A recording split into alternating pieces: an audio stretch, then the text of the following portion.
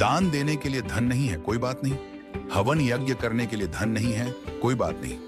भंडारा करने के लिए धन नहीं है, कोई बात नहीं। किसी भूखे को खाना खिलाने के लिए धन नहीं है, कोई बात नहीं। लेकिन जो मैं आपको बता रहा हूं, यदि आपने यह कर लिया तो ईश्वर आपसे प्रसन्न हो जाएंगे। एक बार की बात है, एक गरीब महिला बस में चढ़ी। उसके कपड़े पुराने और फटे हुए थे, बाल बिखरे हुए थे और शरीर से वह कमजोर लग रही थी। जैसे ही उसे बस में सीट मिली, वह चुपचाप जाकर बैठ गई। कुछ ही देर में अगले स्टॉप पर एक वृद्ध महिला बस में चढ़ी। उस गरीब महिला ने बिना देर की अपनी सीट उस वृद्ध महिला को दे दी और खुद खड़ी हो गई। जब वृद्ध महिला अपने स्टॉप पर उतरी तो वह वापस अपनी सीट पर बैठ गई। थोड़ी देर बाद एक छोटी बच्ची बस में चढ़ी। बच्ची को खड़ा देख उस महिला ने फिर से अपनी सीट दे दी और खुद खड़ी हो गई। बच्ची का स्टॉप आने पर वह वापस अपनी सीट पर बैठ गई। इसके बाद एक गर्भवती महिला आई। इस बार भी गरीब महिला ने बिना सोचे समझे अपनी सीट दे दी और खड़ी रही। गर्भवती महिला के उतरने पर वह फिर से अपनी सीट पर बैठ गई। थोड़ी देर बाद एक सामान्य महिला बस में चढ़ी।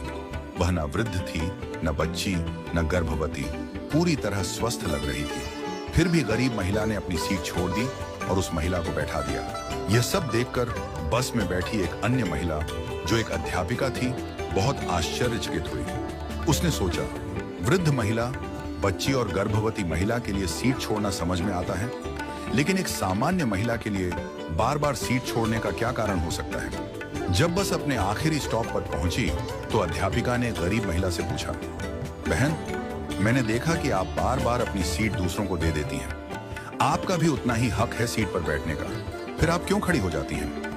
गरीब महिला मुस्कुराई और बोली, मैडम, मैं दूसरों के घरों में बर्तन साफ करती हूँ, खाना बनाती हूँ, झाड़ू पोछा करती हूँ। मेरे पास अधिक धन नहीं है कि मैं किसी को दान दे सकूं, भंडारा कर सकूं, हवन यज्ञ कर सकूं या किसी भूखे को भोजन करवा सकूं। लेकिन मेरे पास मेरे कर्म हैं और मैं अपने कर्मों से दान करने की कोशिश करती हूँ। उसने आगे कहा, मेरे अच्छे कर्म ही मेरे ईश्वर के खाते में बैंक बैलेंस बढ़ा रहे हैं। इन्हीं कर्मों के कारण मेरा परिवार सुखी है। मेरे बच्चे पढ़ाई करते हैं, मेरा पति मेहनती और समझदार है। हमारे पास बहुत अधिक नहीं है, पर जो है उसमें हम खुश हैं। जब मैं अपने आसपास देखती हूँ तो पाती हूँ कि लोग कितने दुखी हैं, लेकिन मेरे अच्छे कर्मों की वजह से दुख मेरे जीवन में नहीं आता। उस महिला की बातों से अध्यापिका की आंखों में आंसू आ गए। उसने कहा, मैं स्कूल में बच्चों को शिक्षा देती हूँ, पर आज असली शिक्षा तो तुमने मुझे दी है। आज से तुम मेरी शिक्षिका हो।